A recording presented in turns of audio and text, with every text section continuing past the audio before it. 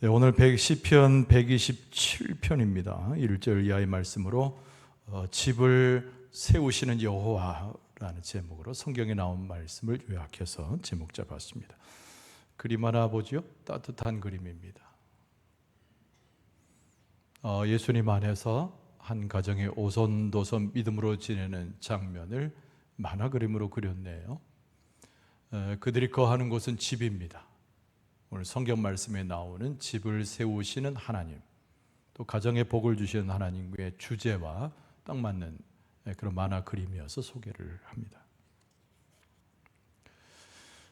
오늘 시의 제목은 성전에 올라가는 노래이지만 부제목으로 솔로몬의 시라고 오늘 본문의 말씀에 적혀져 있습니다. 바로 솔로몬의 시라는 이 관점에서 오늘 본문의 말씀을 좀 유의하여 볼 필요가 있습니다. 솔로몬은 누구입니까? 이 다윗과 밧세바의 사이에서 태어난 아들이죠. 이스라엘 왕국의 3대 왕입니다. 첫 번째 왕은 사울 왕이었고, 그리고 바로 솔로몬의 부왕은 다윗, 우리가 너무 익히 아는 내용입니다. 솔로몬이라고 하는 말의 뜻은 평화롭다, 그런 뜻입니다. 부왕이었던 다윗의 전쟁터에서의 피 흘림과 고난과 대조되는 바로 이 솔로몬의 부귀영화와 그리고 강성한 나라를 그대로 보여주는 그의 이름이라고 할 수가 있겠습니다. 근데 솔로몬 그러면 생각나는 것은 다른 낱말이 아니라 지혜라고 하는 낱말이죠. 솔로몬은 지혜의 왕으로 우리에게 기억이 됩니다. 그에게 지혜를 주셨던 하나님께서 40년 동안, 무려 40년 동안 이스라엘을 통치하도록 솔로몬에게 복을 주시고 또 함께 하셨습니다. 솔로몬의 시대는 그 어떤 시대보다도 앞서 말한 대로 부귀영화와 나라의 강대함을 자랑했던 시대입니다. 소위 말해서 이스라엘 백성의 최고의 전성기를 누렸던 시대가 솔로몬의 시대라고 할 수가 있겠습니다. 그는 행정을 개혁했지요. 다윗의 방만한 통일 왕국을 행정을 개혁했어요. 그 무엇보다도 군사들을 잘 훈련시키고 그 어느 때보다 강한 군사력을 갖게 되었습니다. 그러다 보니까 주변에 있었던 이방 백성이 함부로 침범하지 못했어요. 오히려 반대로 그 유명했던 애굽과 주변에 있었던 블레셋 사람들이 조공을 바쳐야 되는 강대한 나라로서 좀도 손색이 없는 그 나라 이스라엘이 되었지요. 그래서 이 솔로몬이 지배하고 있던 이스라엘은 유브라데 강에로부터 상당한 지경에 이르기까지 대단한 나라를 형성했습니다. 그런데 무엇보다도 우리가 솔로몬에게서 기억할 만한 것은 다윗의 대부분의 시편이라고 할 수 있는 시편 중에서도 여러 편을 솔로몬이 시를 써서 하나님 앞에 영광을 돌렸습니다. 문학적이고 굉장히 음악가였던 아버지의 시를 그대로 이어받았다고 할 수가 있겠죠. 그러나 솔로몬의 지혜가 빛나는 것은 잠언서입니다. 그리고 전도서이고요. 아가서에서 하나님과 당신의 백성 사이의 귀한 사랑을 아주 은혜적으로 표현한 것으로 유명합니다. 오늘 시편 127편은 앞서 이야기한 대로 솔로몬이 쓴 시입니다. 주님을 향하여 우리의 마음을 두지 않으면, 하나님을 절대적으로 의존하지 않으면, 하나님을 신뢰하지 않고서는 우리의 삶이 무의미하다. 이것이 오늘 본문의 말씀의 가장 핵심적인 주제입니다. 그러니까 지혜가 무엇이냐? 하나님의 영광과 그의 경외를 드러내는 것이죠. 근데 반대로 오늘 본문의 말씀은 우리의 삶에 하나님이 간섭하지 않으시고 우리가 하나님의 뜻대로 행하지 않는 삶을 살게 되면 얼마나 허무하고 무가치한 것이냐. 솔로몬이 그것을 일깨워주기 위해서 오늘 본문의 시를 썼습니다. 인간의 삶에 있어서 굉장히 중요한 요소들이 몇 가지가 있습니다. 오늘 시는 한 5절밖에 안 되지만은 그 내용을 다 포괄하고 있어요. 우리가 사는 집, 그렇죠. 또 우리가 기거하는 외부의 모든 조건의 도성, 그것들이 세워지고 그것들이 튼튼히 이어져 가야 됩니다. 그 무엇보다도 그 도성에 살아가는 가족이 중요하죠. 하나님께서 그 가족 가운데 양육하시고 축복을 주셨다는 겁니다. 그리고 계속되는 강조점이 뭐냐면 하나님을 기억하라는 거죠. 하나님께서 주신 분복과 하나님이 인도하심을 깨달아서 그에 미치지 못하는 어리석은 자의 길을 따라가지 말라고 하는 솔로몬의 권고가 중복적으로 나타나는 것이 오늘 본문의 말씀입니다. 그래서 오늘 본문의 말씀을 딱 잘라가지고 두 부분으로 보면 1절과 2절인데요. 여기에는 도성의 이야기 그리고 세우시는 하나님의 이야기가 나옵니다. 3절 이하에서 5절까지는 당연히 가정에 대한 축복 그리고 하나님의 양육하심에 대한 솔로몬의 권고와 깨우침이 오늘 본문의 말씀의 핵심을 이루고 있습니다. 짧은 구절이지만은 여기에는 우리의 모든 것이 담겨져 있어요. 우리가 하나님을 섬긴다라고 하는 의미를 다시 한번 깊이 생각하게 하고 솔로몬의 지혜로서 인도함 받으면서 이 시가 가져다주는 영적인 영향력과 도전은 대단한 깊이가 있는 겁니다. 여러분 오늘 시편을 우리가 같이 묵상할 때 하나님께서 은혜를 주시고 또 지혜를 주시고 또 우리와 함께 하심의 확신을 우리의 심령 가운데 허락해 주실 줄로 믿습니다. 자, 오늘 본문의 말씀은 크게 두 개로 나눈다고 했어요. 첫 번째 뭐냐면 평안의 집을 세우시는 하나님. 집을 세우시는데 평안의 집을 세우시는 하나님. 한번 따라서 합시다. 하나님께서 평안으로 우리의 집을 세우십니다. 그렇죠? 여러분 사무엘하 7장에 보면은 하나님과 다윗의 대화가 나옵니다. 여러분 다윗의 마음에 평생에 품었던 소원이 무엇이었을까요? 하나님 계시는 성전을 짓고 싶었습니다. 사무엘하 7장에 보면은 하나님께 기도하는 다윗의 모습 속에서 내가 하나님 당신을 위해서 하나님께서 계실 만한 성전을 짓겠노라고 하는 그의 원함과 소원이 기도로 나오는 것이 그 내용입니다. 근데 하나님께서는 선지자를 통해서 반대의 이야기로 답변을 하시죠. 내가 오히려 너를 위해서 집을 세워주겠다라고 하는 하나님의 약속의 말씀입니다.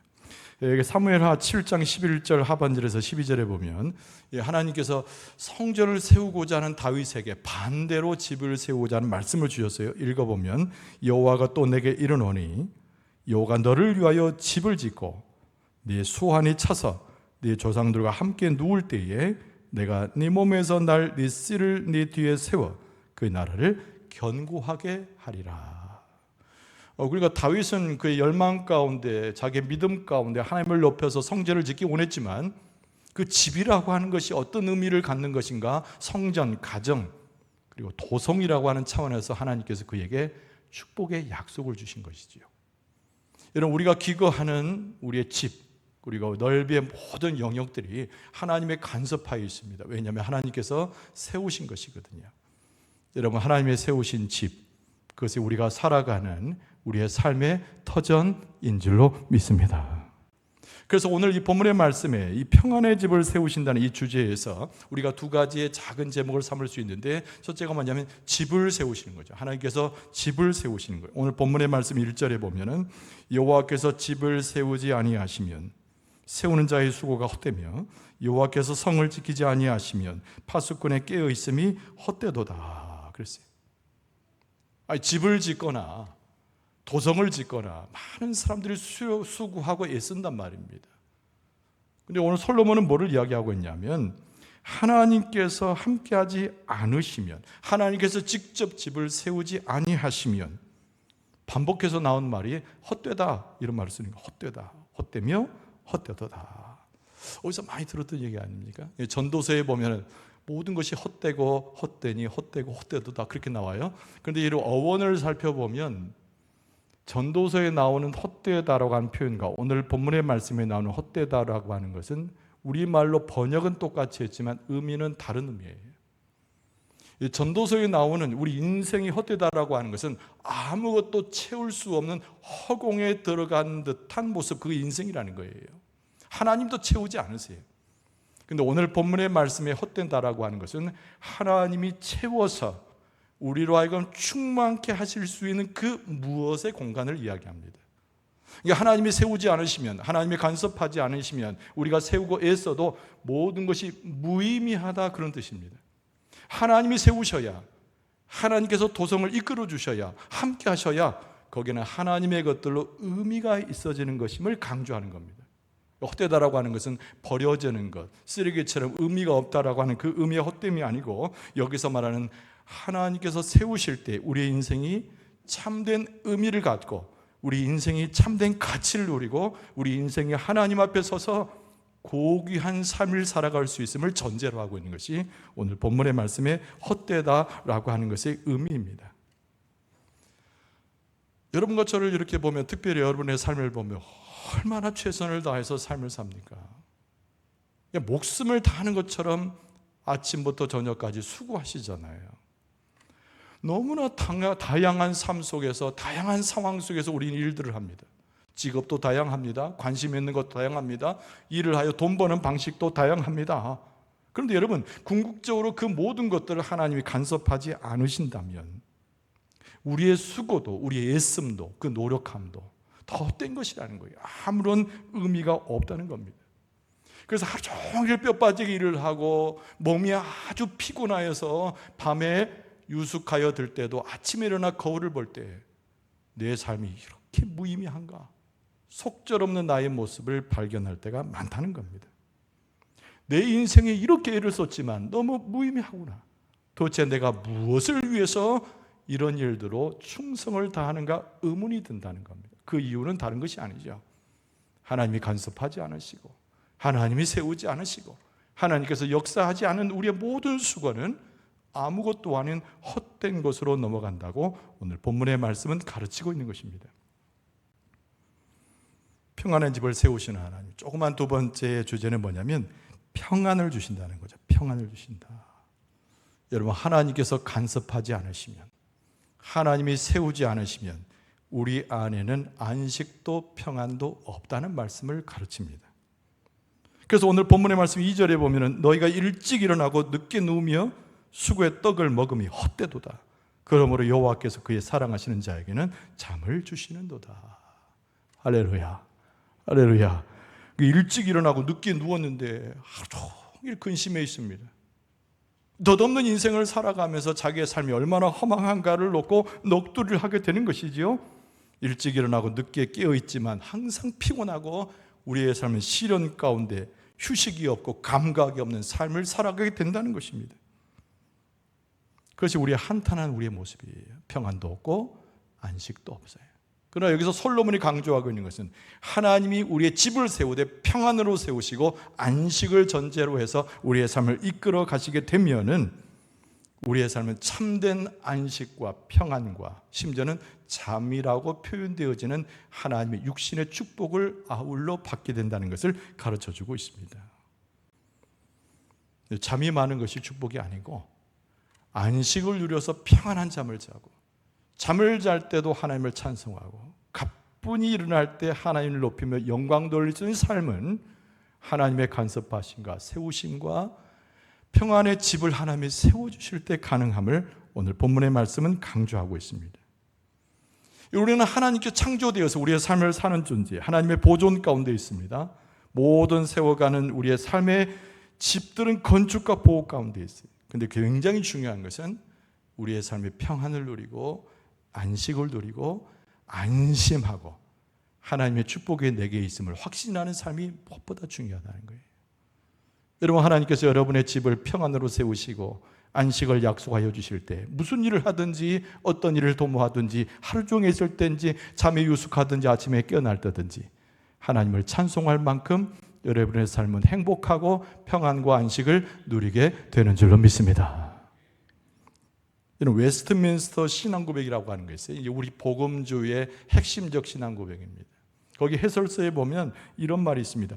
평온한 마음을 갖고 좋은 성공을 거두는 유일한 방법은, 웨스트민스터 요리문답 신앙고백에 있는 것이 아니고 이걸 해설한 해설집에 있는 거예요. 그래서 좀 풀어서 이야기한 겁니다. 평온한 마음을 갖고 좋은 성공을 거두는 유일한 방법은, 그렇게 나와 있어요. 잘 들어보세요. 평온한 마음을 갖고 좋은 성공을 거두는 유일한 방법은 하나님께서 정하신 수단을 불안 없이 사용하고 그 결과를 하나님께 맡기는 것이다. 할렐루야. 하나님이 주신 수단을 불안 없이 쓰라는 거예요. 의심하지 말고 쓰라는 거예요. 그리고 모든 결과는 하나님께서 약속하신 바 그 열매를 주시는 하나님이시기 때문에 다 맡기고 하나님의 축복을 기다리면 어떻게 돼요? 평안한 마음도 생기고 좋은 성공이 우리에게 하나님으로부터 주어진다고 하는 말씀입니다. 여러분, 그 말씀은 성경 말씀은 아니지만 우리 신앙의 2000년 기독교 역사 동안 우리가 모두가 고백한 것인 만큼 하나님께서 주신 성공과 축복과 그 언약을 받기 위해서 하나님께 다 맡겨드리고 세우시는 하나님을 쫓아가면 하나님의 축복이 여러분과 저의 것이 될 줄로 믿습니다. 두 번째 오늘 큰 주제는 당연히 양육하시는 하나님이세요. 여러분, 이걸 꼭 기억해야 됩니다. 우리가 무엇을 양육하고 기르내는 것이 아니고 하나님이 양육하는 거예요. 한번 따라서 합시다. 하나님께서 우리 가정을, 우리 자녀들을 양육하여 세워주십니다. 할렐루야. 그동안 너무 많은 노력을 했잖아요. 자녀들 때문에. 걱정하지 마세요. 오늘 본문의 말씀에 하나님이 세우시고 하나님이 평안과 집을 세우신다는 것과 동시에 그 가족에 주시는 축복을 주면서 하나님이 양육하신다는 겁니다. 그래서 오늘 3절에서 5절까지 내용이 그 내용입니다. 보라, 자식들은 여호와의 기업이요 태의 열매는 그의 상급이로다. 젊은 자의 자식은 장사의 수중의 화살 같으니 이것이 그의 화살통에 가득한 자는 복되도다. 그들이 성문에서 그들의 원수와 담판할 때에 수치를 당하지 아니하리로다. 아멘 하신 분에게 축복이 들어갈 줄 믿습니다. 이거 하나님 말씀이 선포되면 아멘. 할렐루야. 할렐루야. 이 3절에서 5절은 외우고 다니세요. 암송 좀 하란 말이에요. 여러분, 자녀 때문에 걱정이 되고 가정 때문에 마음에 걸리고 미래를 알지 못해서 불안할 때 이 말씀이 우리에게 얼마나 힘이 되고 하나님의 약속이 되는지 여러분 가만히 생각해 보세요. 우리는 다 해가 거듭될수록 육체의 쇠함이 있고 나이를 먹게 됩니다. 그런데 인간이 많이 쇠약해질 때, 늙고 쇠약해질 때 가장 큰 축복이 무엇입니까? 주변에 나를 사랑하는 사람들이 많은 것을 보게 될 때, 나를 부양하고 내 삶을 위해서 애써주고 많은 것을 베푸는 자식들이 많아질 때, 여러분, 우리는 육체가 늙고 쇠약해질 때도 바로 그런 사람이 복 있는 사람이라는 거예요. 이 시편 기자는 바로 그 모습을 연상하면서 하나님께서 기르시는 자녀일 뿐만 아니라 하나님께서 양육하시는 그 가정은 나이 들고 쇠약해져도 그 자녀들로 인해서 큰 축복을 받는 가정이니 그 그림이 얼마나 아름다운 하나님의 집의 모습인가를 일러주고 있는 겁니다.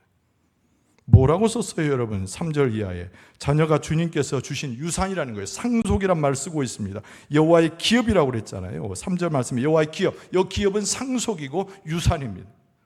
그러니까 우리가 이 세상에서 하나님의 뜻대로 살고 세워주신 하나님의 역사를 따라서 우리의 삶을 살게 되면 내가 늙고 노쇠해져도 내 주변에 나를 위하는 자녀들이 가득한데 내 믿음의 기업이요 상속이요 유산으로서 그들과 나와 함께하면서 소위 말하는 영적인 효도를 하게 된다는 거예요.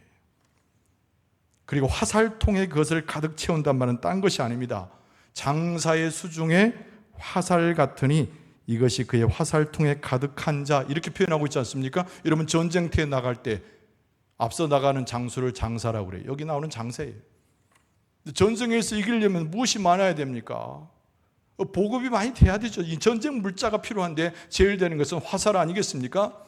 근데 장사가 옆에다가 화살통을 두었는데 그 화살이 가득한 거예요. 화살통에. 그만큼 우리 자녀들에게 주었던 축복과 수많은 자녀들이 내가 영적 전쟁에서 나갈 때 가볍게 나가지 않도록 모든 것이 채비되어 나갈 수 있도록 그 장사의 수중에 있는 그 화살이 화살통에 가득한 것처럼 내 삶을 축복을 주고 내 삶을 여유롭게 한다는 거예요.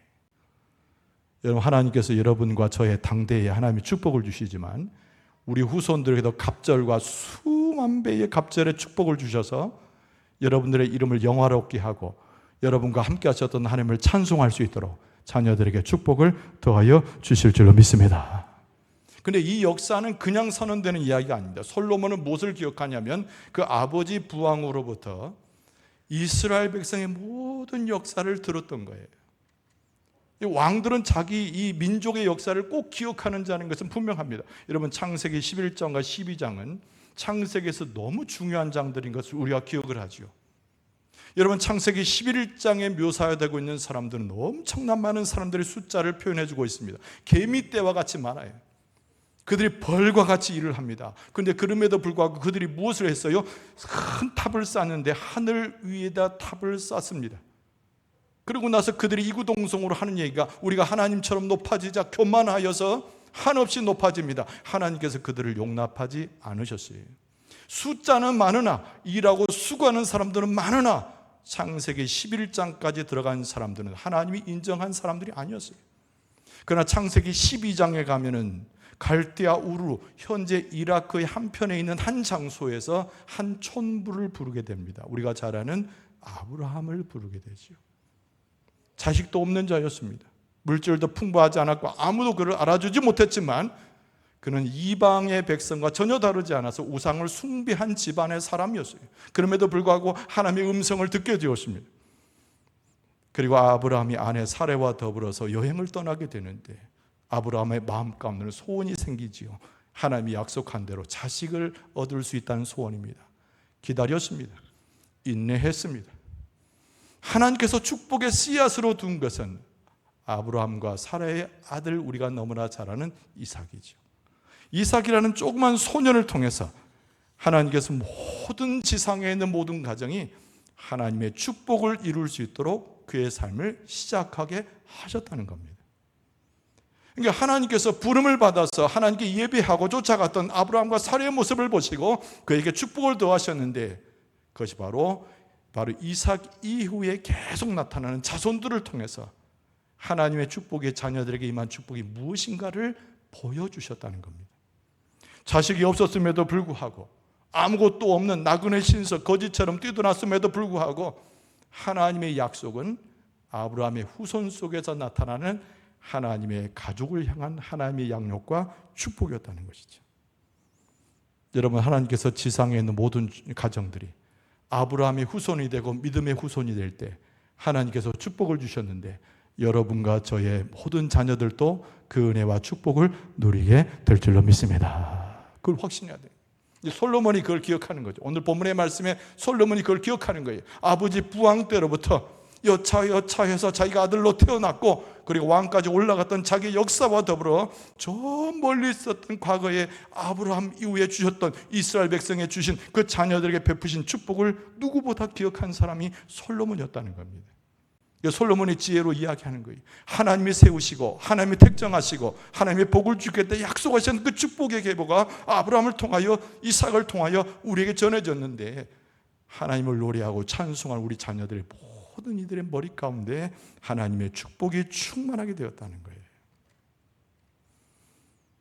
아브라함처럼 사례처럼 우리가 하나님과 함께 교제하고 친밀한 관계를 형성하고 하나님의 명하신 대로 우리의 삶을 이어가게 될 때 하나님께서 우리의 가정을 세우시고 축복을 주시고 우리를 양육하시고 하늘의 큰 은혜로 채워주실 줄로 믿습니다.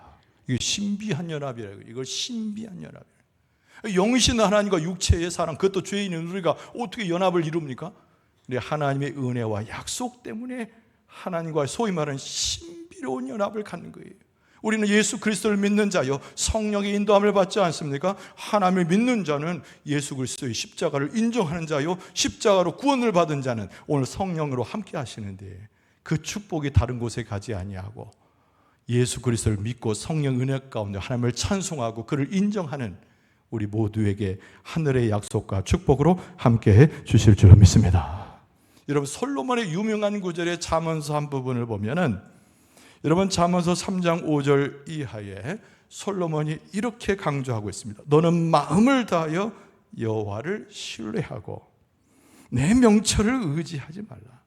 6절에 너는 마음을 다하여 여호와를 신뢰하고 내 명철을 의지하지 말라. 할렐루야, 할렐루야. 마음을 다하여 여호와를 신뢰하라는 거예요. 여호와를 신뢰하는 속에 진정한 하나님의 축복이 온다는 것을 알 수가 있습니다. 여러분, 하나님을 신뢰하는 자, 그것이 우리의 이름이 되어서 하나님의 축복을 다 받을 수 있기를 바랍니다. 하나님을 의존할 수 있기를 바랍니다. 신뢰할 수 있기를 바랍니다. 마음을 둘 수 있기를 바랍니다. 하나님께서 우리에게 주시는 안식, 하나님께서 우리에게 주시는 평안이고 하나님의 약속대로 우리에게 축복을 약속하셨으니 그 축복을 선언하는 가운데 하나님의 은혜와 복을 누려 삶의 승리를 거두는 여러분과 저의 모습 되어줄 수 있기를 주의 이름으로 축원합니다. 기도하겠습니다.